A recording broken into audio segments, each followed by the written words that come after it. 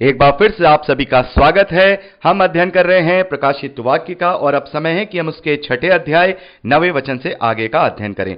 9वें वचन से लेकर जब हम 11वें वचन तक पढ़ते हैं तो यहां पर 5वीं मोहर को खोले जाने का वर्णन है। यहां पर 5वीं मोहर खोली जाती है। यहां लिखा है, जब उसने 5वीं मोहर खोली तो मैंने वेदी के नीचे उन प्राणों को देखा जो परमेश्वर के वचन के कारण और उस गवाही के कारण जो उन्होंने दी थी वध किए गए थे। यानी कि उनकी हत्या की गई थी, उन्हें वध किया गया था।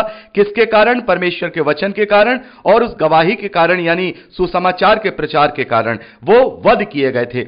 उन्होंने बड़े शब्द से पुकार कर यह कहा, हे स्वामी, हे पवित्र और सत्य, तू कब तक न्याय ना करेगा और पृथ्वी के रहने वालों से हमारे लहू का बदला कब तक ना लेगा। तो यहां पर हम देखते हैं कि बहुत सारे लोगों को यूहन्ना देख रहे हैं। बहुत सारे ऐसे लोग हैं जो प्रभु के प्रचार के लिए, परमेश्वर की गवाही के लिए, वचन के लिए वध किए गए, उनको उत्पादित किया गया, यानी कि उन्हें कत्ल कर दिया गया। जितने भी लोग हैं परमेश्वर के वचन के कारण जिन्हें वध किया गया था, ऐसे लोगों को यहां यूहन्ना दर्शन में देख रहे हैं और ऐसे लोग दुहाई दे रहे हैं कि हे पवित्र, हे स्वामी, हे सत्य, तू कब तक न्याय ना करेगा? तू कब तक हमारे लहू का पलटा पृथ्वी के लोगों से नहीं लेगा? यानी कि एक दुहाई का शब्द वहां यूहन्ना सुन रहे हैं और उनको एक जवाब दिया जाता है। 11वें वचन में हम पढ़ते हैं, उनमें से हर एक को एक श्वेत वस्त्र दिया गया और उनसे कहा गया कि भाई थोड़ी देर और विश्राम करो, जब तक कि तुम्हारे संगी दास और भाई तुम्हारे समान वध होने वाले हैं उनकी गिनती पूरी ना हो ले। यहां पर यूहन्ना देखते हैं कि उन्हें यह जवाब दिया जाता है कि अभी तुम्हारे समान और भी ऐसे संगी भाई और दास हैं जो वध होने वाले हैं, अभी उनकी गिनती पूरी होनी है, अभी उनकी गिनती पूरी नहीं हुई है। और जब उनकी गिनती पूरी हो जाएगी, जो वध किए जाने वाले हैं, जो परमेश्वर के वचन के लिए, प्रभु यीशु मसीह के प्रचार के लिए, उसकी गवाही के लिए जो वध होने वाले हैं, उनकी जब गिनती पूरी हो जाएगी तब तुम्हारा जो पलटा है, तुम्हारा जो बदला है वो लिया जाएगा। तो ये 5वीं मोहर किस बात की ओर इशारा करती है? मेरे प्यारे भाई बहनों, जब 5वीं मोहर खोली जाएगी तो ये वो समय होगा जब प्रभु के लिए, प्रचार के लिए, प्रभु परमेश्वर के वचन के लिए, उसकी गवाही के लिए लोगों को बहुत आयत से वध किया जाएगा। यानी लोग जब प्रचार करेंगे तो लोग उन्हें मारेंगे, लोग उनका कत्ल कर देंगे। और मेरे प्यारे भाई बहनों, इसकी शुरुआत इन दिनों हो चुकी है और हम देख रहे हैं बहुत सारे ऐसे प्रचारक हैं, बहुत सारे ऐसे प्रभु के दास हैं जिनकी प्रभु के वचन के प्रचार के लिए या उनके विश्वास के लिए या उनकी गवाही के लिए उन्हें वध कर दिया जा रहा है। बहुतों को तो उत्पादित किया जा रहा है, लेकिन बहुतों को वध किया जा रहा है। और इस समय वो समय का जो एक तरह से हम झलक कहें, जो शुरुआत है वो भी होनी शुरू हो गई है कि बहुतायत से लोगों को उत्पादित किया जा रहा है और लोगों को वध किया जा रहा है। यानी कि जब ये चारों समय काल पूरे हो जाएंगे, जो पहली मोहर से लेकर जो चौथी मोहर खोली गई है, ये चारों समय काल जब पूरे हो जाएंगे तो उसके बाद लोग परमेश्वर की तरफ आएंगे भी, यानी कि लोग अपना मन फिराएंगे भी, लेकिन उनमें से बहुत सारे ऐसे लोग होंगे जो लोग परमेश्वर की निंदा भी करेंगे। यानी कि अभी हम देखते हैं बहुत सारे ऐसे नास्तिक लोग हैं जो इस बात को लेकर के कहते हैं कि तुम्हारा परमेश्वर क्यों क्रोध कर रहा है, मानव जाति को वो इस तरीके से उत्पादित कर रहा है। तो जरा सोचिए, 190 करोड़ लोगों की आबादी इस धरती पर एक साथ, हम कहेंगे महामारी के द्वारा, अकाल के द्वारा, मरी के द्वारा वो नष्ट हो जाएगी। तो किस प्रकार से जो नास्तिक लोग हैं, जो परमेश्वर का विरोध करने वाले लोग हैं या जो शैतान के भरमाए हुए लोग हैं, वो किस प्रकार से प्रभु परमेश्वर का या जो स्वर्ग का परमेश्वर है उसकी निंदा करेंगे। और वो जब ये सारा माहौल होगा, तब जब लोग प्रचार करेंगे तो हो सकता है सरकारें भी प्रचार पर रोक लगा दें। और हम देखते हैं चाइना में तो ये रोक लगी हुई है। और यह भी हो सकता है कि पूरे विश्व भर में प्रचार पर रोक लगाया जाए और उनको उत्पादित करके उन्हें वध किया जाए, उन्हें मारा जाए। तो यह बहुत ही भयानक समय आने वाला है मसीह विश्वासियों के लिए भी, क्योंकि जब वो प्रचार करेंगे तो उनका वध किया जाएगा। और यह गिनती पूरी होनी जरूरी है, क्योंकि यहां पर गिनती को पूरा करने के लिए लिखा गया है। तो जब तक वो गिनती पूरी ना हो, यानी कि अंत के समय में यह गिनती पूरी होगी। और हम देखते हैं ये जो उत्पीड़न का जो पीरियड है, या हम कहें जो वध करने का जो पीरियड है, यह पहली सदी की कलीसिया में बहुत था। यानी कि जब प्रभु यीशु मसीह का पुनरुत्थान होता है, उसके बाद जो प्रभु के चेले हैं, प्रेरित हैं, प्रभु का प्रचार करते हैं, उन्हें जेल में बंद किया जाता है, उन्हें उत्पादित किया जाता है। और जैसा कि मैं और आप जानते भी हैं कि यूहन्ना जो प्रभु के चेले हैं उनको छोड़ सभी चेलों का जो प्रेरित है, जिसमें पौल भी शामिल है, यानी पौलुस भी शामिल है, उन सभी का वध किया गया। स्टीफन का वध हम देखते हैं, सबसे पहले जो स्टीफन है प्रेरितों के कार्य उसके 7वें अध्याय में उनका पथरवा करके वध किया गया। पतरस के विषय में देखते हैं, उनका भी वध किया गया, उल्टे क्रूस पर उन्हें चढ़ा करके मार दिया गया। तो ये जो वध करने वाले जो वध हुए लोग हैं, पहली सदी की कलीसिया में बहुतायत से हुए थे। फिर उसके बाद वध होने वालों की संख्या धीरे धीरे कम होती गई और जिसे हम कहते हैं कलीसियाई युग शुरू हो गए। और अब ये अंत का जो दिन होगा, जैसा कि हम देखते हैं कि परमेश्वर अपना आत्मा अपने बेटे और बेटियों पर उंडेलेगा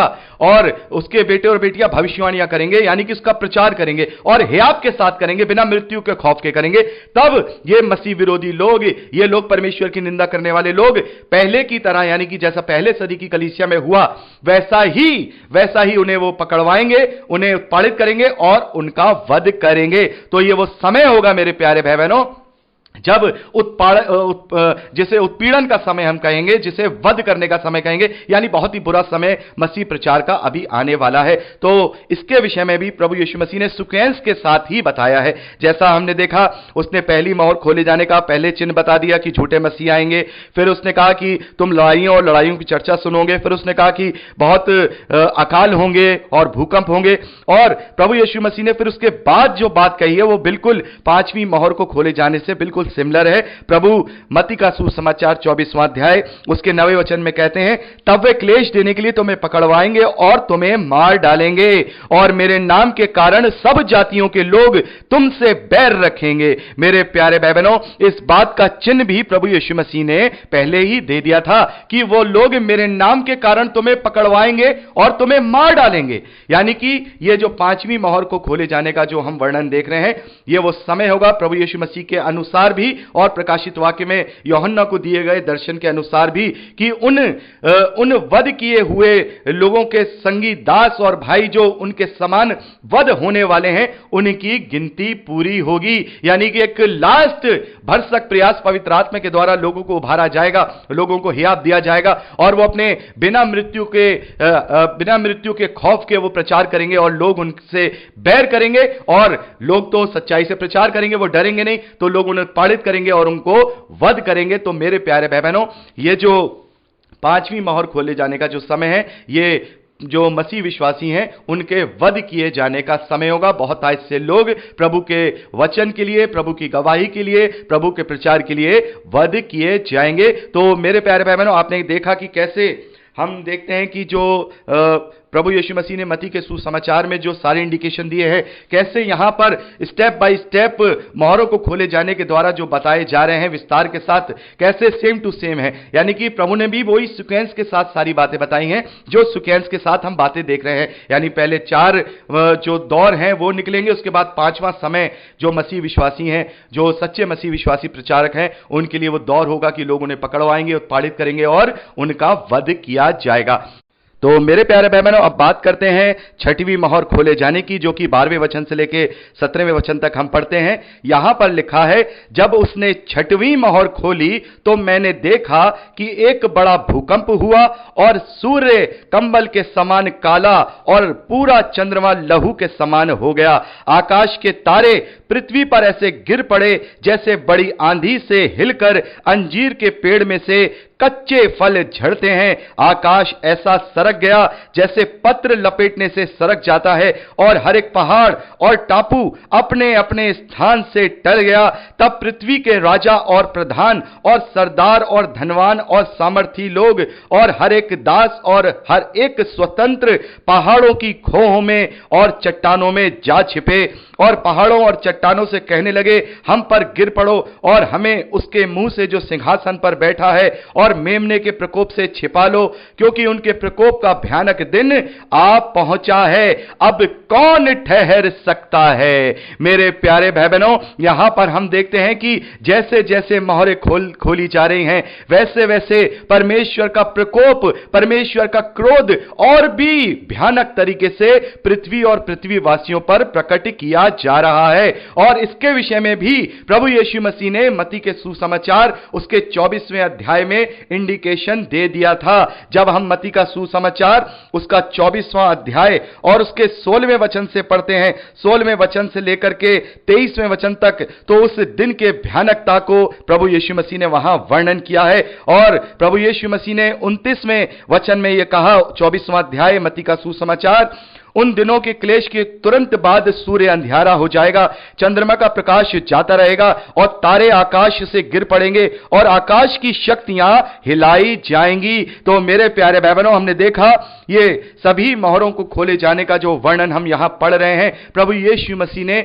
मत्ती के सुसमाचार 24वें अध्याय में पहले ही अंत के चिन्हों के विषय में बता दिया था। और यहां पर विस्तार के साथ एक एक चीज को क्रम अनुसार यूहन्ना को दर्शन देके एक बार फिर से परमेश्वर प्रभु यीशु मसीह ने दिखाया है, ताकि उन भयानक चिन्हों के विषय में हम जान पाएं, जो प्रकोप, जो क्रोध परमेश्वर का इस धरती पर अंत के दिनों में पड़ने वाला है।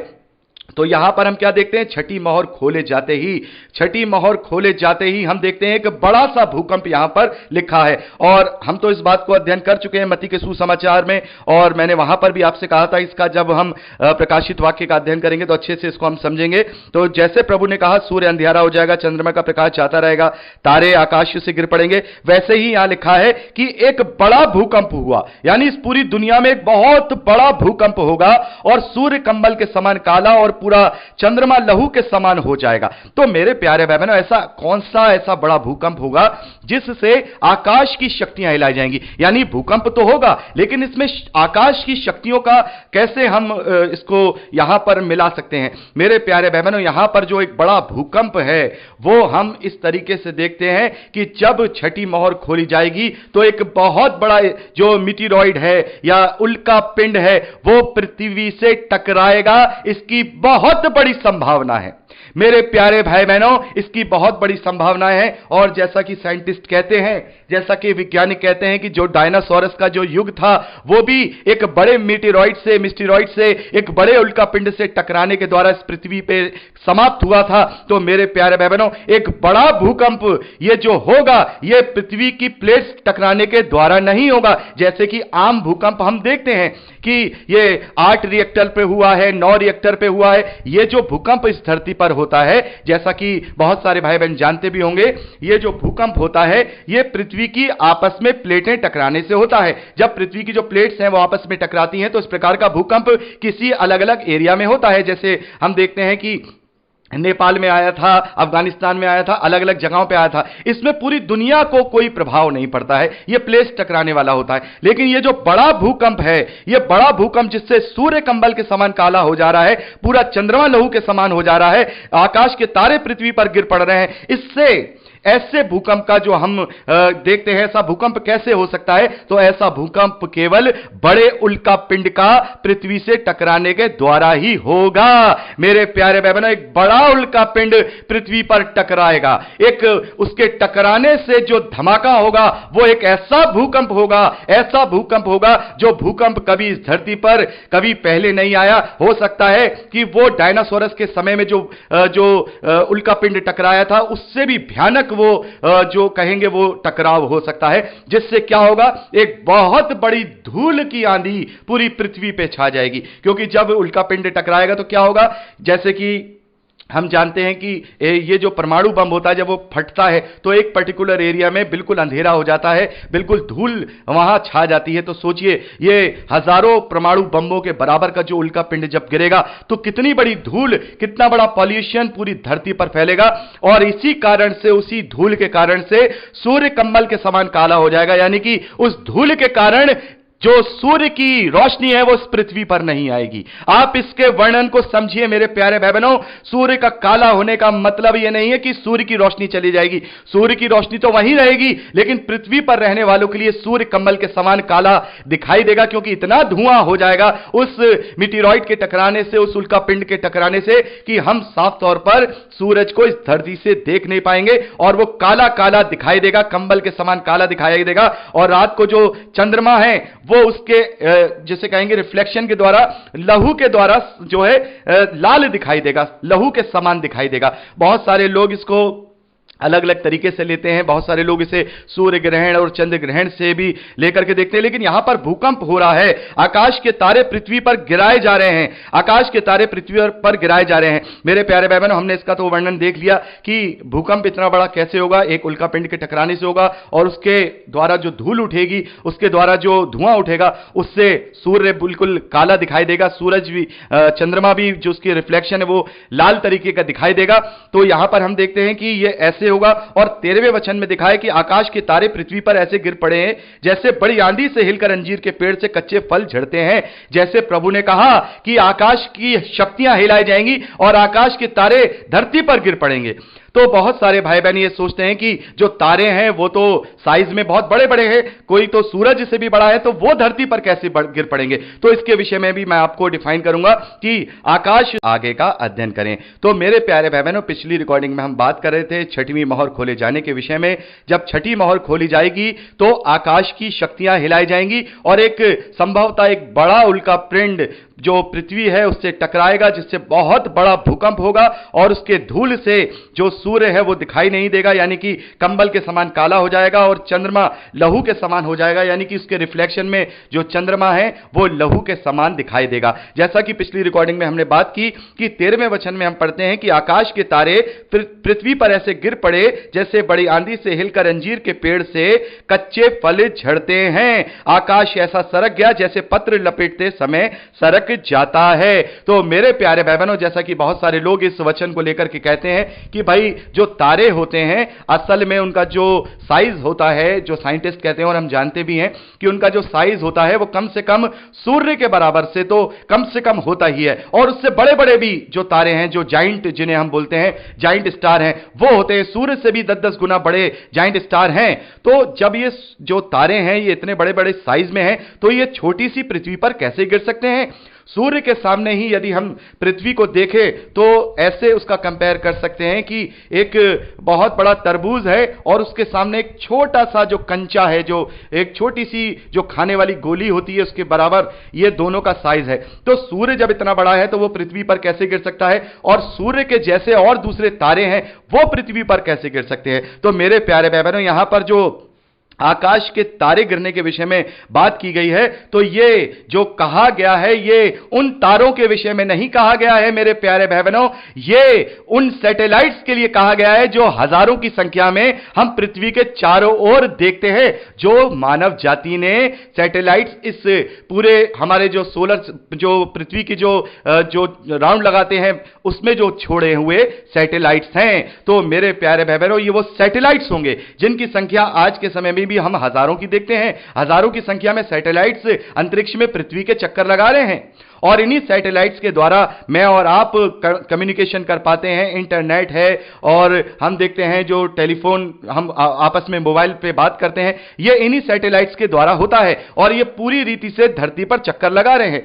और इनमें कुछ एक्टिव सैटेलाइट्स हैं और इनमें कुछ ऐसे भी सैटेलाइट्स हैं जो डीएक्टिव हैं, यानी कि इनमें ऐसे भी सैटेलाइट्स हैं जो डीएक्टिव हैं। और जब मेरे प्यारे भाई बहनों, ये जो पृथ्वी से जब ये उल्कापिंड टकराएगा तो संभवतः पृथ्वी के अंदर बहुत बड़े चेंजेस आएंगे, इसकी ग्रेविटी में भी चेंजेस आएंगे, इसके जो चुंबकीय जो क्षेत्र है उसमें भी जो है चेंजेस आएंगे। आप में से बहुत सारे भाई बहन जो विज्ञान के स्टूडेंट रहे होंगे, साइंस के स्टूडेंट रहे होंगे, फिजिक्स के विषय में जानते होंगे, तो वो जानते हैं कि चुंबकीय क्षेत्र क्या होता है।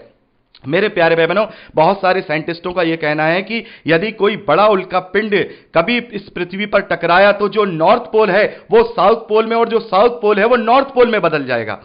नॉर्थ पोल और साउथ पोल आपको मैं एक बिल्कुल आसान भाषा में समझाऊं, जो साइंस के स्टूडेंट है वो समझ जाएंगे।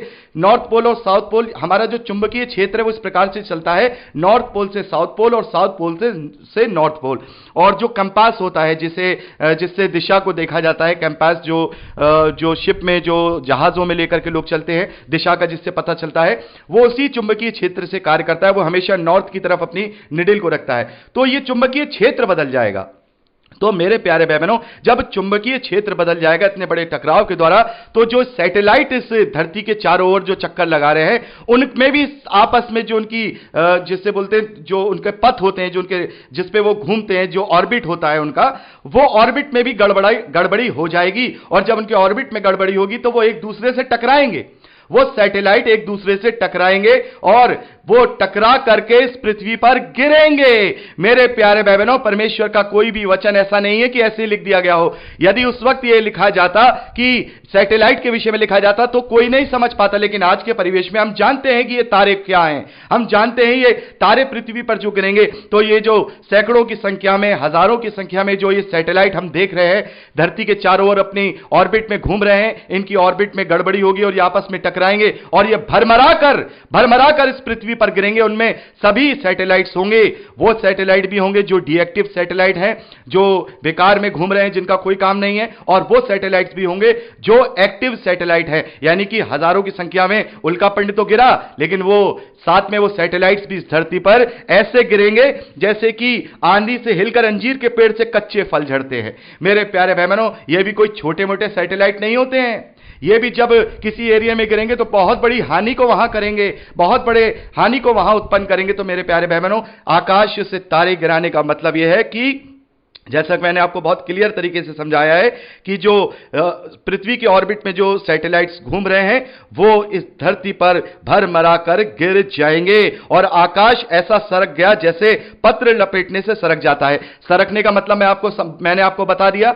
जब चुंबकीय क्षेत्र बदलता है तो बहुत कुछ बदलेगा मेरे प्यारे भाई बहनों। जब चुंबकीय क्षेत्र बदलेगा तो मे बी पॉसिबल कुछ भी हो सकता है। हम भयानक से भयानक बात को सोच सकते हैं। हो सकता है पृथ्वी अपनी धुरी पे उल्टी भी हो जाए, हो सकता है पृथ्वी अपनी धुरी पे उल्टी भी हो जाए। यह बहुत बड़ा भयानक मंजर होगा और ऐसा नहीं है कि साइंटिस्ट इसके विषय में नहीं जानेंगे जिस वक्त ये उल्कापिंड आने वाला होगा। जैसा कि समय समय पे हम खबरें देखते हैं, नासा के द्वारा एक खबर आती है कि भाई एक उल्कापिंड पृथ्वी से गुजरेगा, हो सकता है वो टकरा जाए, तो बहुत ज्यादा उसके लिए तैयारी की जाती है, सारी की चीजें की जाती हैं। तो संभवतः ये भविष्य में जब ये सैटेलाइट या माफ कीजिएगा जब ये उल्कापिंड टकराने वाला होगा तो भविष्य में इसकी भी तैयारी की जाएगी और इसकी तैयारी के विषय में भी यहां पर लिखा है, यहां आगे लिखा है, हर एक पहाड़ और टापू अपने अपने स्थान से टल गया। बड़े ध्यान से 15वें वचन को सुनिएगा। तब पृथ्वी के राजा और प्रधान और सरदार और धनवान और सामर्थी लोग, बड़े ध्यान से सुनिए, सामर्थी लोग और हर एक दास और हर एक स्वतंत्र पहाड़ों की खो में और चट्टानों में जा छिपे। तो ये क्या है, ये क्या है, कहां जा छिपे? चट्टानों की खो में। तो मेरे प्यारे भाई बहनों, जैसा कि मैंने आपको बताया कि साइंटिस्ट इस बात को पहले ही बता देंगे, ये महीनों पहले ही इस बात का पूरे दुनिया में पता चल जाएगा कि एक भयानक जो हम कहेंगे उल्कापिंड है वो इस धरती पर टकराने वाला है। तब लोग क्या करेंगे? जो सामर्थी लोग होंगे, जो बड़े बड़े देश होंगे, वो क्या करेंगे? इस धरती पर अपने लिए जो गहरे गहरे जो तहखाने बनते हैं, जो जिन्हें बोलते हैं बैरक बोलते हैं, ऐसे बनाए जाएंगे। जैसे कि आप में से बहुत सारे लोग जानते भी होंगे कि परमाणु बम से बचने के लिए ऐसी बहुत सारे शहरों में ऐसे बैरक बने हुए हैं जो धरती से बहुत नीचे हैं, चट्टानों के अंदर हैं, ताकि जो धरती के बाहर जो प्रदूषण हो रहा है या जो रेडिएशन हो रहा है उससे वो लोग बच सकें। तो यहां पर लिखा है कि हर एक कोई, यहां पर लिखा है पृथ्वी के राजा और प्रधान और सरदार और धनवान और सामर्थी लोग और उनके दास यानी उनके साथ काम करने वाले और हर एक स्वतंत्र पहाड़ों की खो में उनकी चट्टानों में जा छिपेंगे। तो कितना बड़ा यहां पर दर्शन है कि लोगों को पता चल जाएगा और वो अपने लिए तैयारियां करेंगे, ऐसे वो अपने लिए तहखानों में जगह बनाएंगे। और मेरे प्यारे भाई बहनों, हर एक कोई वहां नहीं जाएगा, हर एक कोई वहां नहीं जाएगा, सामर्थी लोग वहां जाएंगे और वहां पर जब जाएंगे तो बहुत सीमित संसाधन उनके पास होंगे और जब सीमित संसाधन होंगे, सूरज की रोशनी नहीं होगी और केवल एक कैद खाना होगा, तो वहां पर आगे लिखा है और पहाड़ों और चट्टानों से कहने लगे हम पर गिर पड़ो और हमें उसके मुंह से जो सिंहासन पर बैठा है और मेमने के प्रकोप से छिपा लो। तब लोग परमेश्वर की शक्ति को पहचानेंगे। लोग घुटनों पे आके रोएंगे और कहेंगे कि हमें मार डालो, हमें बचा लो, उसके प्रकोप से बचा लो, उस मेमने के प्रकोप से बचा लो, उस परमेश्वर के प्रकोप से बचा लो। तो मेरे प्यारे भाई बहनों, ये बहुत ही बड़ा एक हम कहेंगे फिजिकल चिन्ह अंत के दिनों में देखा जाएगा कि एक बहुत बड़ा उल्का पिंड टकराएगा और ये सारी बातें यहां पर हम देख रहे हैं। और मैं ये समझता हूं कि जब आप इसको सुन रहे होंगे तो कहीं ना कहीं आप इस बात से लेकर के थोड़ा घबरा भी रहे होंगे, लेकिन मेरे प्यारे भाई बहनों, मसीह विश्वासियों को घबराने की जरूरत नहीं है। मसीह विश्वासियों को घबराने की जरूरत नहीं है, क्योंकि परमेश्वर ने हमें उद्धार के लिए ठहराया है, अपने क्रोध के लिए नहीं ठहराया।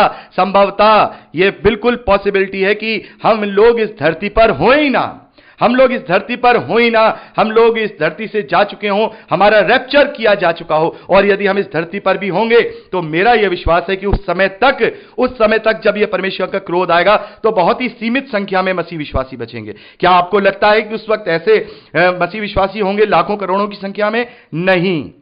मेरे प्यारे भाई बहनों, जब हम थिस्सलुनीकियों की दूसरी पत्री पढ़ते हैं और उसका दूसरा अध्याय पढ़ते हैं तो वहां पर कुछ इंडिकेशन पॉल ने दिए हैं। पॉल दूसरा अध्याय तीसरे वचन में कहते हैं, किसी रीति से किसी के धोखे में ना आना, क्योंकि वह दिन ना आएगा जब तक धर्म का त्याग ना हो ले और वह पाप का पुरुष अर्थात विनाश का पुत्र प्रकट ना हो। तो यहां पर इस बात पर ध्यान दीजिए, पौलुस कह रहे हैं कि वो दिन नहीं आएगा जब तक कि धर्म का त्याग ना हो ले, यानी कि उस वक्त जब यह परमेश्वर का प्रकोप इस धरती पर दिया जाएगा उस वक्त धर्म का त्याग हो चुका होगा, यानी कि 99% लोग मसीह विश्वासी नहीं होंगे, केवल 1% या 1% से भी कम लोग इस धरती पर विश्वास में होंगे। तो मेरा यह विश्वास है कि यदि वो इस धरती पर मौजूद होंगे तो परमेश्वर उन्हें बचाने वाला है। परमेश्वर ने मुझे और आपको जो मसीह विश्वासी हैं उन्हें उद्धार के लिए ठहराया है, ना कि क्रोध के लिए। तो किसी ना किसी रीति से परमेश्वर उन्हें बचाएगा। एक एक मसीही विश्वासियों के लिए वो पहले व्यवस्था करेगा कि वो इस क्रोध से, इस संकट से बच सकें। तो जैसा कि अभी हमने देखा कि इस संकट में पड़ने से पहले ही जो धर्म है उसका त्याग हो चुका होगा। आज की तरीके से नहीं कि आज हम करोड़ों की संख्याओं में देखते हैं मसीह विश्वासी हैं। जैसे आज हम करोड़ों की संख्या में मसीह विश्वासी देख रहे हैं, उस वक्त छठी मोहर के खोले जाने तक मसीह विश्वासी नहीं होंगे। क्यों? उसका कारण है, अभी हमने पांचवी मोहर को देखा।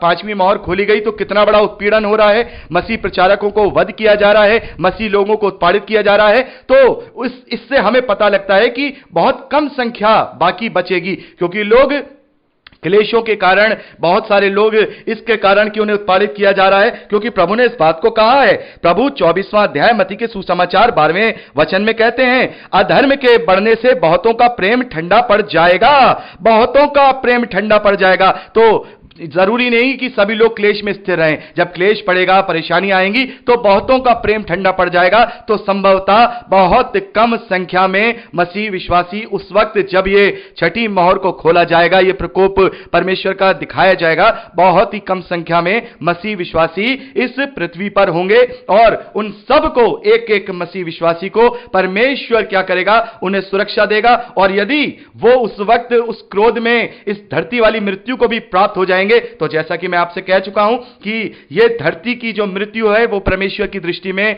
कोई उसके लिए मायने नहीं रखती। वो जानता है कि यह मृत्यु तो स्वाभाविक है, ये आनी ही है। वो अनंत जीवन के लिए हमें वादा करता है, अनंत जीवन में हमें देने का आश्वासन देता है। तो यदि कुछ मसीह विश्वासी भी इसमें अथात हो जाएं या इसमें मृत्यु को प्राप्त हो जाएं तो उनके लिए तो अच्छी बात है कि वो प्रभु के क्रोध में अगर वो जाकर के, अगर इसमें फंस करके वो मृत्यु को प्राप्त हो रहे हैं तो उनके लिए तो वो रास्ता खुल रहा है मसीह से मिलने का, मसीह से मिलने का रास्ता खुल रहा है। जैसे कि पौलुस कहते हैं कि मेरे लिए जीना मसीह और मरना मसीह में लाभ है। तो यदि कुछ लोग, जो लोग इस विपत्ति में मारे भी जाएंगे, चाहे वो मसीह विश्वासी भी होंगे, तो भी वो अनंत जीवन को पाएंगे, उनके पास तो वो प्रतिफल है। लेकिन जो लोग इस धरती पर बचे रहे होंगे, वो लोग, यहां लिखा है कि वो गिड़गिड़ाएंगे और उससे प्रार्थना करेंगे, घुटनों पे आएंगे और कहेंगे कि हमें उसके मुंह से जो सिंहासन पर बैठा है यानी परमेश्वर है और जो मेमना यानी प्रभु यीशु मसीह है, उसके प्रकोप से छिपा लो, क्योंकि उनके प्रकोप का भयानक दिन आ पहुंचा है। अब उसके सामने कौन ठहर सकता है? तो मेरे प्यारे भाई बहनों, यहां पर हमने देखा कि अंत के दिनों के जो स्टेप बाय स्टेप जो घटनाएं हैं, स्टेप बाय स्टेप जो होने वाली बातें हैं, हमने यहां अध्ययन किया। चारों हमने मोहरों का अध्ययन किया, शुरुआत की जो घोड़ों को दर्शाती हैं, जो अलग अलग समय कालों को दर्शाती हैं, और उनके बाद ही तुरंत बाद ही एक काल शुरू होगा जिसमें मसीह विश्वासियों को वध किया जाएगा। और जब वो गिनती पूरी हो जाएगी मेरे प्यारे भाई बहनों, जब वो गिनती पूरी हो जाएगी, जो मसीह विश्वासी उनको वध करने की जब वो गिनती पूरी हो जाएगी, तुरंत छठी मोहर खोली जाएगी। और छठी मोहर खोली जाते ही परमेश्वर का एक बड़ा भयानक चिन्ह पूरी दुनिया देखेगी कि इस तरीके से आकाश की शक्तियां हिलाई जाएंगी, जैसा कि प्रभु यीशु मसीह ने भी कहा कि प्रभु यीशु मसीह ने कहा कि आकाश की शक्तियां हिलाई जाएंगी और सूरज कंबल के समान काला और चंद्रमा जो लहू के समान हो जाएगा और आकाश के तारे पृथ्वी पर गिरा दिए जाएंगे। तो ये छठी जो हमने मोहर देखी, ये बहुत बड़ा एक चिन्ह के रूप में हम देखते हैं। और इसके बाद जो सातवीं मोहर खोली जाएगी, उससे और छठी मोहर के खोले जाने के बाद से लेकर के मतलब सातवीं मोहर को खोले जाने तक बहुत सारे और दर्शन यहां यूहन्ना को मिलते हैं। इसके विषय में हम